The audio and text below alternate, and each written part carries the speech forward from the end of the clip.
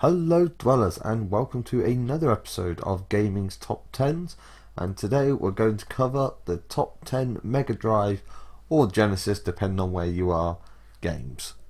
As this was the list requested by another gaming YouTuber, Catagan619, who I'm just going to link at the top there.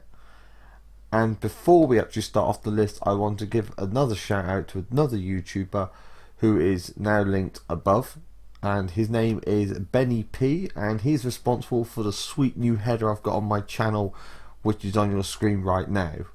And also on that note, I'd just like to say hello to all my new subscribers that I've picked up recently, and also thanks for a lot of the feedback and the love I've received. It's been a great few weeks for me on this channel, and I've really seen some expansion thanks to the lovely input from you guys, so thanks again, you're all awesome. Anyway, let's get on to the video.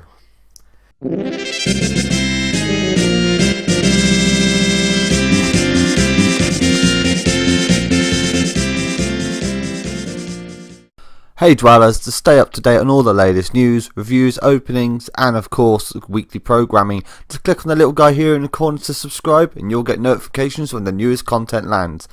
Please enjoy the video. And number 10, Columns. Now, this gem-based game worked off the old rotate and drop system, where you had to match up 3 or more gems, so the more gems you match, the bigger a score you get. The bright colour scheme and great musical score combined gave a great puzzling game experience.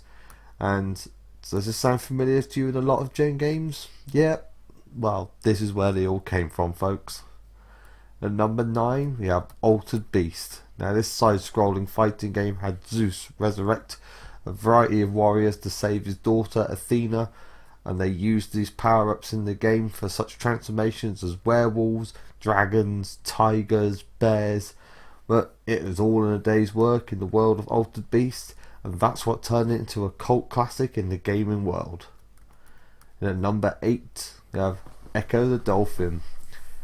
This underwater adventure saw Ecco the Dolphin take on an army of adversaries, which were aliens from obviously another world, and with a combination of smooth gameplay and stunning visuals, as well as a beautiful artistic setting that was put into it as well, and all the extra bits they put in to make it a mix-up game. It really became an overnight classic for a lot of people playing in the 16-bit era. At number 7, we have Aladdin. In his platforming adaptation from the film, you had to run, jump and fight your way through the colourful world of Agrabah. You're going through with one carpet or one apple at a time, and the genius of the genie by your side. This made for a great adventure for the whole family to play, and it cemented itself as a great memory in a lot of different players' minds. At number 6, Road Rash. Now, this was one of the most innovative games of its time.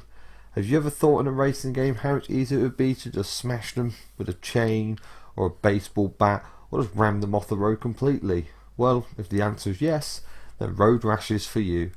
With a variety of tracks, bikes and weapons to keep avid violent racers busy, you've got hours and hours of pleasurable gameplay for those dark little sins. And at number 5, Shinobi. Now, this was regarded as the first true ninja game that came along. Shinobi became a cult classic platforming game, going along armed with a sword, your daggers and some trusted throwing knives, as you played Shinobi through a variety of stealth levels that kept players gripped time and time again. In at number 4, Mortal Kombat. Well, what can we say about Mortal Kombat? The fact that it still is running to this modern day with so many reiterations of it. It really is one of the most iconic games in history, really. The series itself becoming iconic for many different reasons, and everybody in and out of the gaming world knows the Kombat name. Through its ability to thrill audiences with its no hold barred violence and scaring enough people that it actually became a worldwide argument in and out of the gaming industry whether it should exist at all. That little ESRB rating system that you'll see on games sometimes, especially up in North America, well, you can thank the many people of ripping out Sub-Zero's spine for that one, guys. And in at number 3 is Desert Strike.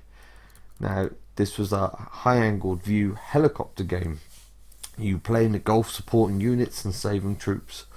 and it served as one of the first games really to have a true free roaming open world style, as you were picking up troops from war zones or from fires, transporting them to other areas, giving support fire and hunting down different targets.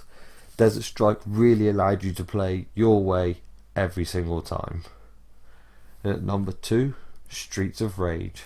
Well, this side-scrolling fighter game came out from a lot of different games of this style at the same time, but Streets of Rage really stood out with absolute clear visuals, smooth gameplay, and it stepped in and dominated the genre on the console market, and the only game series that really came close to challenging it in this area was the legendary Double Dragon series.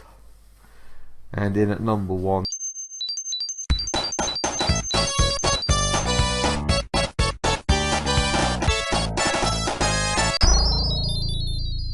Sonic the Hedgehog 2.